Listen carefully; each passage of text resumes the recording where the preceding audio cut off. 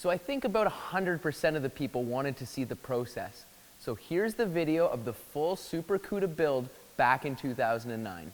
But before we jump in, as always, make sure you guys hit the like button, hit the notification bell, and subscribe. Thanks, and enjoy the video.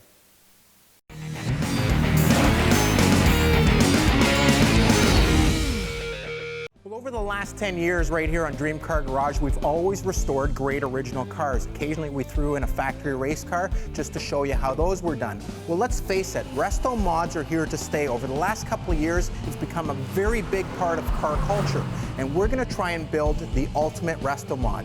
And all that is about is taking an old car, new performance, mixing the two, and getting the best of both worlds. Well, what if we could take a noisy 70 Cuda like that, put a Viper drivetrain in it, and run it against an Enzo Ferrari? Well, we're going to build a tube chassis, basically a street-legal race car with a Viper drivetrain in it, and we're going to see just how close we can get to the ultimate supercar. This is going to be the Super Cuda project. Well, when the Viper first came out in 1992, many considered the V10 nothing more than a glorified truck motor. Well, by the third generation, the Viper engine had proven itself more than reliable. Well, when a slightly damaged 05 Viper landed on our doorstep, it made for the perfect donor car. The all-aluminum motor, heads, transmission made for a lightweight package for our Super Cuda. Well, the rear end in a Viper is more than adequate for the 500 foot-pounds of torque that the stock Viper puts out. Problem is, in our Super Cuda, we're going to be making closer to 800 foot-pounds of torque with the twin turbo. Although the center section itself is more than adequate, the internals will need to be converted to the beefier Quaife unit.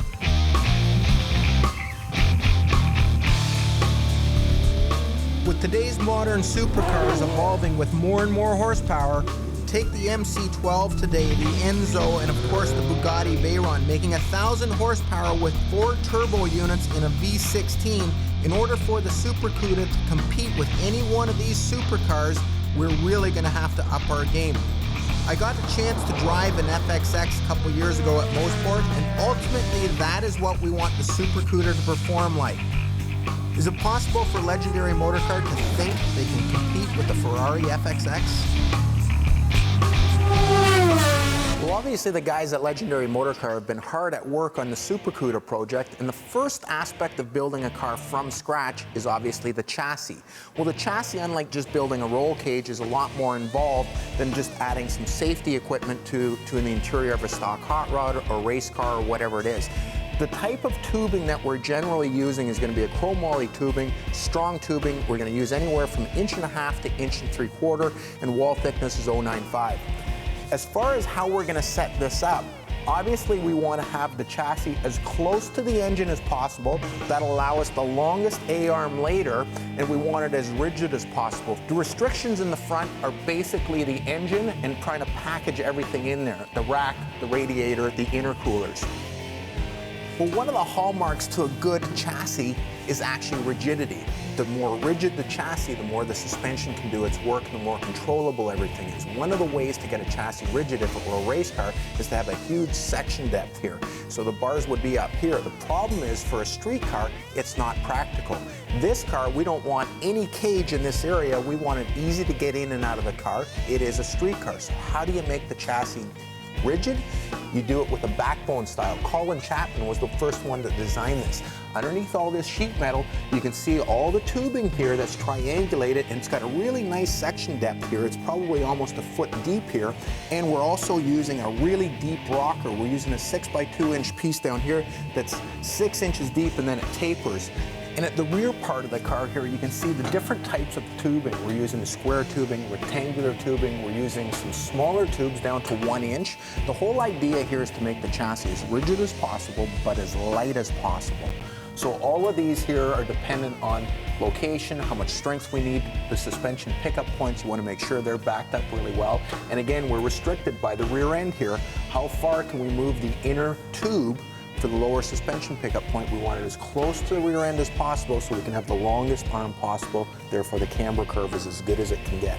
So when building a chassis for a car from scratch, you're gonna have to take all that into account. everything gets translated from the surface plate up as well. So once we've got the rear end kind of laid out, we've got the engine laid out, we're marking everything on the surface plate. We're going to mark actually where the tire is going to sit, so we're going to mark the center line of the car, we're going to mark the wheelbase of the car, and work backwards and up using a plumb bob and square. That'll give us all the locations for the bars off the surface plate. That way it's square 100%. Well, when the guys here at Legendary are building a chassis from scratch, they're obviously going to end up probably building the suspension from scratch. We're restricted again with the chassis. When we built it, we wanted as close to the engine as possible. That's going to give us sort of our inner position. The outer position is going to be dictated by the wheel and tire combination and the offset of the wheel. You can see here we're using a really big offset here, and that's going to allow for a fairly long lower control arm. With a few simple calculations, we can come up with the overall length of the lower control arm. Now what we're going to do is we're actually going to draw it out on a surface table instead of making a jig, because these are one-off pieces. We're not going to try and duplicate these or make 100 pieces at a later date. By drawing it on the surface table, it's almost like a blueprint that we're working off of. The material we're using is a chrome moly 4130 tubing. It's a 1 1/4 inch with a 1/8 wall. That'll make it strong yet light. The ball joint housing is custom made. On the frame connection, the housing that'll hold the spherical bearing is also a custom piece that we've designed. It allows the spherical bearing to slide inside. Now, of course, while we're welding and fitting these pieces together, we just have a bushing in there so it keeps its shape. At this point, everything is just tacked in place. Nothing is solid welded. After he finishes the weld or the tack, he'll leave the torch on. The continuous flow of argon over the top of the weld will decrease the chance of rapid cooling, which could cause cracking later. The next piece we're going to make is the coilover bracket, and it's going to actually help reinforce the lower control arm as well. This will be the mounting point for the shock as well.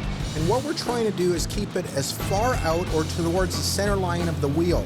That'll give us a good motion ratio, which will allow us to run a softer spring.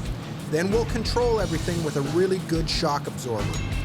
Now we're ready to solid weld everything. The only thing we have to be careful of is not to generate too much heat around the ball joint housing and around the spherical bearing housings. We don't want to distort the housing, or the ball joint of bearing will not fit in properly. Here you can see the difference between the original Viper lower control arm and the one for the Super Cuda. Well, now that the lower control arm is fabricated, we can go to the upper control arm, and we're going to put a Heim joint or spherical bearing at the end of this, and it's going to be fully adjustable for camber and for caster. The other advantage in building our own A-arms is being able to put in a racing ball joint, which is a lot tougher than a standard production ball joint. The other big advantage using a tubular A-arm is obviously the weight. Not so much on the top A-arm, but when you start looking at the bottom A-arm, which is cast aluminum, it's fairly heavy compared to a tubular piece. Unsprung weight, real important as far as the way the car handles. Well, once the chassis is finished, now we're into the inner panel or the sheet metal work, and it's extensive on this car. Everything from the tunnel, the floors, the tubs, the back panels, the whole firewall, everything around the fuel cell, everything has to be hand fabricated, and it's a ton of time. The piece that we're gonna make here is actually the floor pan. We'll start out with doing everything with a marker. That way we've got guidelines for what we wanna do as far as braking it. Here we're using a round brake because it's going to go around a 1 3/4 inch tube that's actually going to be the frame for the seat perch. The other side of the floor pan is going to go up against the 6-inch channel. So that's we're going to use a box and pan brake, and we get a nice sharp 90-degree edge there. Again, laying everything out with a marker, we start trimming the panel to size. Here we're using a bandsaw, going along the marker, and then we'll use a hand file and just make sure it's nice and even with the marker. Again, trimming it slightly larger and bringing it to size. Here's a neat little trick. Anytime you're going to cut into a corner with a set of snips, use a pilot hole first, and then you can cut into the pilot hole. Using this procedure, it gives us a nice clean corner where we haven't gone past our marks. Now we can use a file and get a perfect square.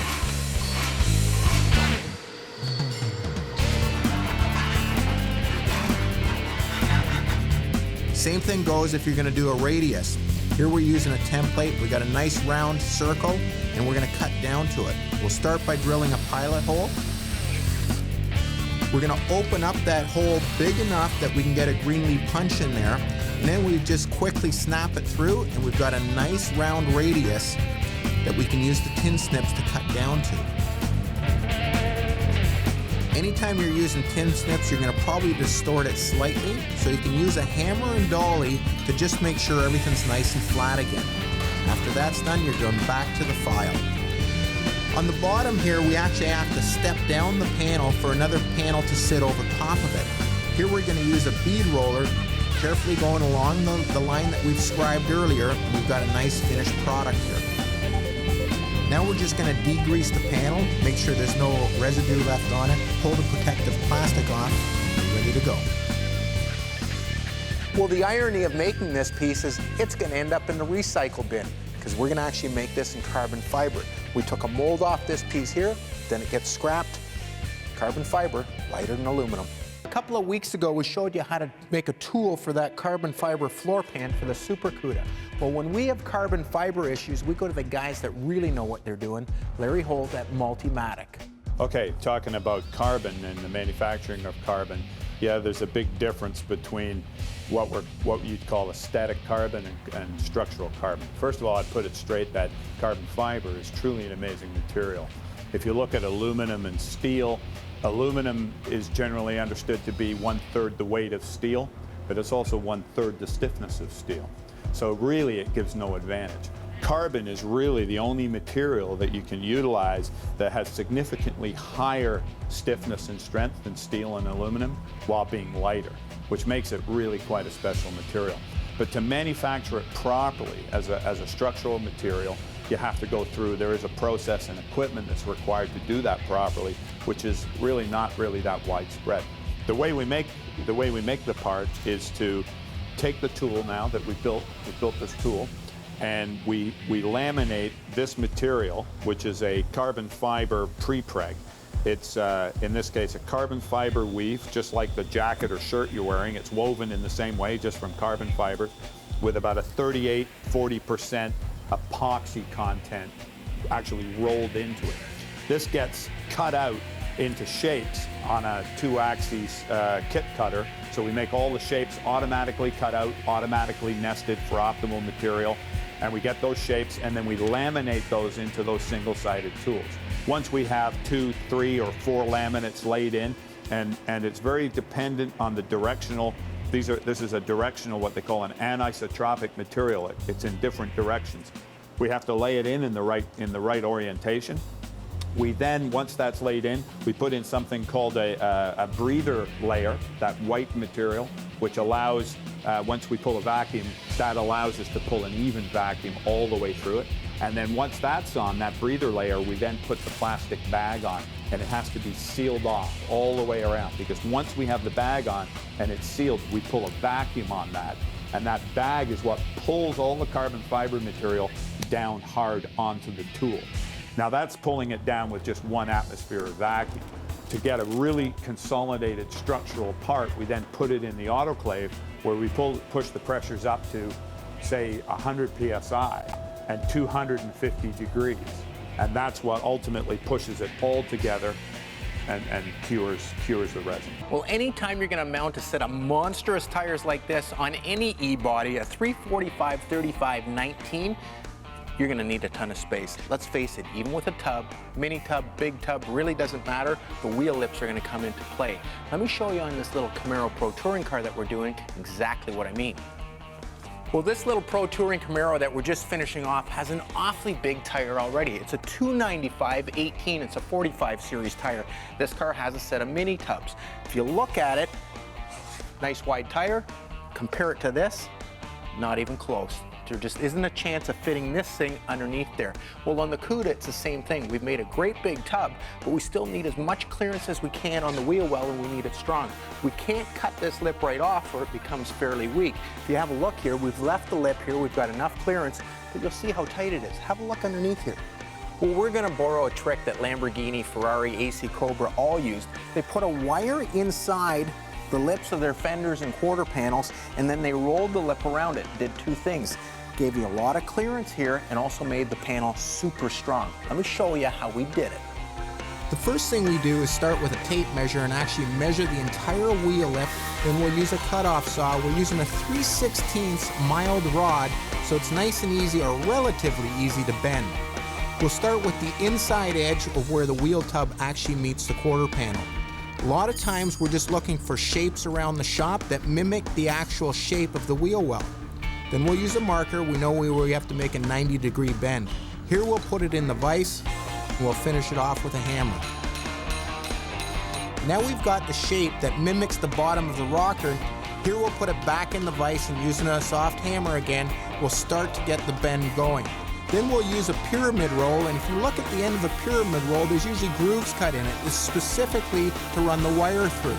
And now what we're going to do is we're going to run it through a couple of times. We're going to get it to the point where it's got a nice round arc to it, and we can start fitting it back to the car.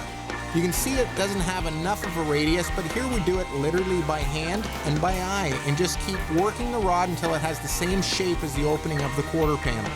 Once we've got the basic shape around the whole radius of the quarter panel, we're able to start scribing the inside lip of the factory quarter. This is where we're going to cut it off. We're going to cut that using a set of tin snips from both directions, get a nice clean edge there, and now we're ready to fit the rod on the inside of the quarter panel. We'll use a bunch of vice grips to hold it in place, and now we'll use a hammer and dolly and roll the lip around the wire, and that's how a rolled edge wheel lip is made. Today it's time to decide what color we're going to splash on top of this Cuda. We've got Chip Foose here to help us out. He's got a line of colors with BASF, the Glazerite 90 line, and he's come up with a whole palette full of colors, and we're going to decide if we're going to use the color right off the palette or we're going to tweak it a little. It's always fun to tweak stuff. I agree. As I see you've done here. Show me your car. Tell me what you're thinking. Okay, the idea here is we're taking a 1970 AR Cuda. It's got carbon fiber hood, bumpers, diffuser, spoiler, floors, splitter in the front. You know, so there's a bunch of carbon fiber in it. The original color scheme, obviously, was with the blacked out top, right, rear spoiler, and taillight panel. With the AAR Cuda had all the lines. Right. Are you thinking you want to keep those? Not down the side of the car. I Okay. think we want to kind of keep it really clean looking.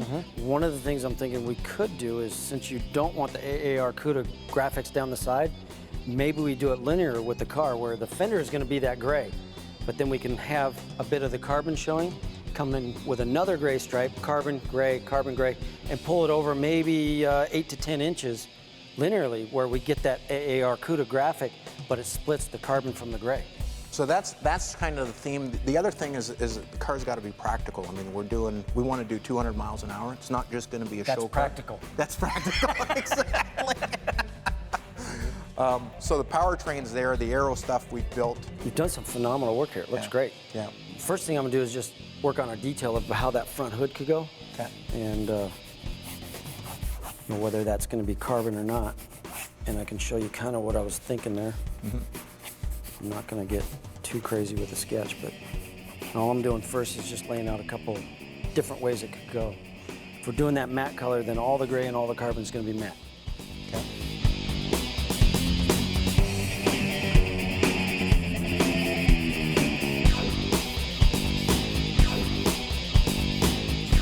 And that's highlighting the carbon fiber part. Now, have you seen the hemisphere green? Actually, BASF BASF supplied us one of your catalogs. Now that green doesn't look like it here, but out in the sun, when I made this color, it was made off of that sassy grass green. Okay. And we can look at that, or we can adjust it and do something that becomes your dream color. Yep. That's my goal. Perfect. Just as a quick indication of what I was thinking is that carbon's in there, and we come up with either a dark gray or even go to a black. And you've got your matte color, you've got an orange stripe, and then the green. But here's how you're breaking away from the carbon. You could bring the black around this way, or whatever color we do.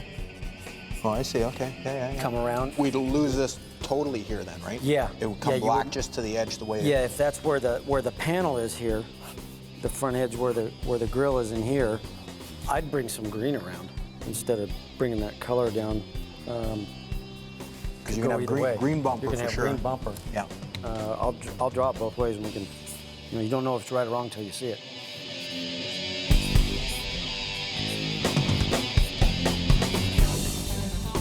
That's if the green is pulled back on that panel, which of the two, I like the black coming down better. I would figure probably 1 inch to 1.25 inches. Okay.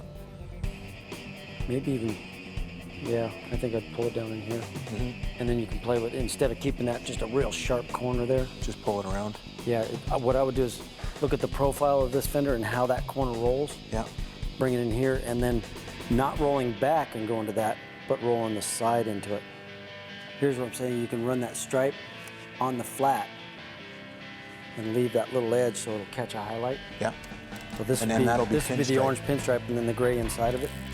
If you're going to break the corner, then I would come in that way. Figure out where we're gonna split it. If we're gonna pull it back a little bit, come in this way, and come into it like that. So you end up with that corner. It's picking up what this corner does if you look at that. Yeah. The green is going to come right up to Green here. would come up to the outside of that tape, and your gray is the inside. You're basically splitting it underneath, And then your pinstripe and then is the going to pinstripe would be this line. So if you pull it, rather than being right on the line, which is difficult to stripe, Yeah. you pull it up on the flat, you can get a nicer line. And the other thing is that because this is a pearl color, it'll give you the flop. So you'll actually have a bit of a pinstripe before the green. Yeah.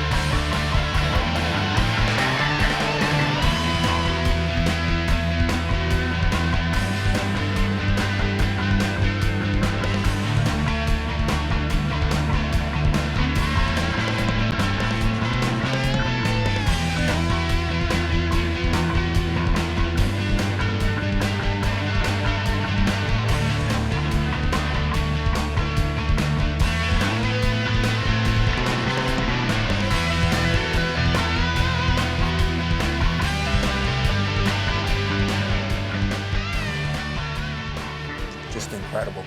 Thanks for the help, and My pleasure. we're trying to figure out what to do with that front end and the carbon fiber, and I think that pretty much settles it. It's a quick ideation sketch here, but I think it tells a story, and this is the easy part. You got all the work to do now. And can't wait to see it at The SEMA. guys have all the work to do there. Yeah. Now, you bringing the film crew to SEMA? Absolutely. Cool. Yeah. I'll see you back there. If you remember a couple of weeks ago, Chip Foose came up and helped us design the colors for this car and came up with a paint scheme. We started with the hemisphere as the base color and then tinted it a little bit lighter. The charcoal was a charcoal metallic, and then he came up with the orange pinstripe. Car looks killer, but it's not as easy as just shooting the paint on this. There's a ton of work in prepping the car. Starting with the body work, you're starting with 80 grit to make it really straight, and you're going to 160, you're going to 320. Then you're using your high builds. You end up finishing the paint on something like this, 800 grit sandpaper, to make sure that it's perfectly smooth and all the scratches are out. Especially something like this that's got a real metallic in it, you got to watch out for the sand scratches. Once the car is painted, it goes back into the booth. The entire undercarriage has to get done as well. Then we have a matte clear over top. It's not just the base. The matte clear will help make it serviceable, so you can get underneath there. We're going to drive this car, make sure that we can wipe it clean. After that, all of these charcoal bits get painted over top, and last but not least, the pinstriping. But before we can do any of that, we have to sand and polish the paint. Once it's shot, we actually sand it down. We take it with 800 wet, make it really flat. We use an aluminum block. The aluminum will help keep the body straight. If you do it too early, or if you use a rubber foam block, or just use your hand, what you're going to do is get actually your handprint in there, and the car is going to end up being wavy. It's going to look kind of mottled or kind of rubber-like. So if you use the aluminum block and get real aggressive with 800, then you go to 1200, 1500, 2000, then you're ready to polish it. So to do a paint job like this, if you take it from the bare metal right to the finished paint, you're looking at about 1,000 hours just in body and paint on this. And you got to look at all the attention to detail underneath the car, how many times it's in the booth, how many times you're actually sanding it again. Carbon fiber was another tricky bit. We got great carbon fiber pieces, but as soon as you put a matting clear on it, like the diffuser and the front splitter and everything, you see tons of little air pockets. So what you have to do is fill those air pockets. Sometimes we'll actually take a brush, we'll fill in the little pinhole, then we'll clear over top of it, we'll sand that whole thing until all the pinholes are out and all those little air pockets are out, then you're ready for the finished clear. A ton of work to make a carbon fiber piece look the way it looks on a Ferrari or the way it's going to look on this car. All of that is included in the paint segment, and all of that will take close to 1,000 hours for something like the Super Cuda.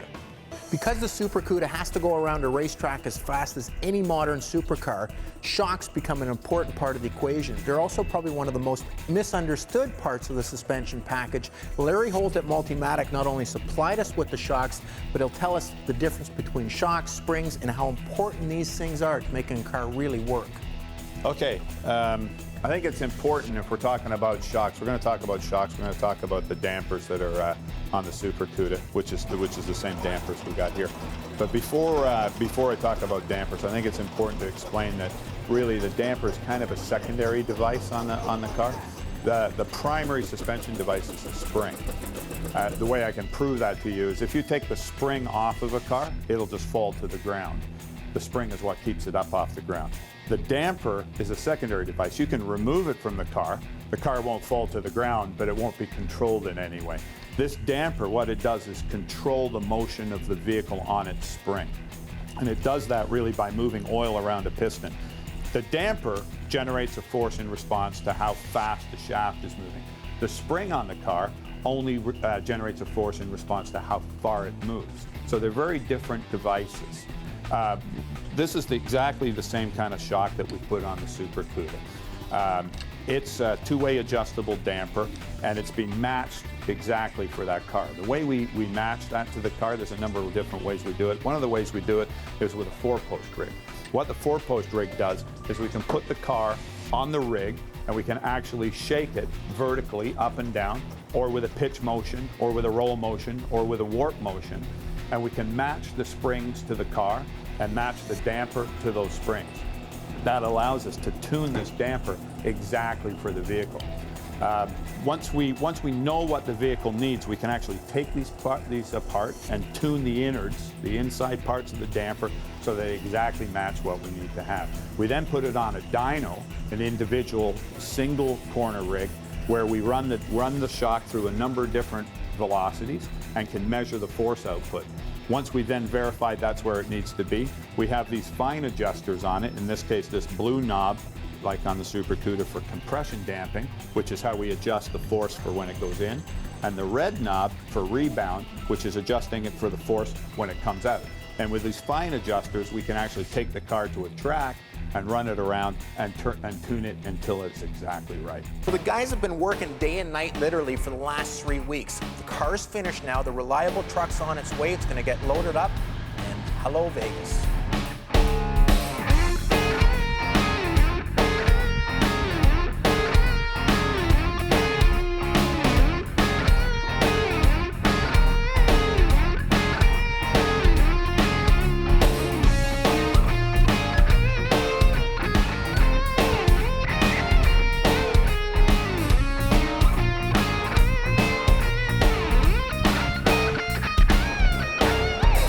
Everybody coming this morning for this press conference, and Chip, thanks for coming out, helping us unveil. It's a pleasure to be here. Since I got up to your place, I was blown away with how beautiful that was, and I haven't seen the car yet, but I'm excited to see it.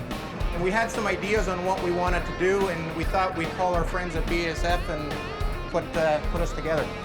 It was a pleasure. When I got the call, I was excited because I'm familiar with your work. I was, excited to work with you. I had seen the 300, and when I heard about the Cuda project, I thought, oh, this could be great. And I know that you also were interested in using the Foose line of colors, so I thought it was a natural as well.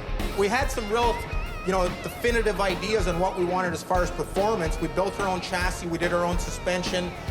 We have a 1,500 horsepower twin turbo V10 in there. Now, as far as the exterior went, we weren't exactly sure what we wanted, and we thought, well, what would Chip Foose do? So we called our friends at BASF, and they put us together. And I had a 3-hour visit with Peter and his guys, and I was absolutely blown away with the shop. But we had 3 hours to come up with a design. I collaborated with Peter, talked with his guys. I kind of knew what he wanted to do. We did a couple loose sketches. We found a direction. You know, congratulations on getting here. I don't know if you had any sleep, but the guys had to be working around the clock. And I can't wait to see it. well, let's end the suspense with Unveiling.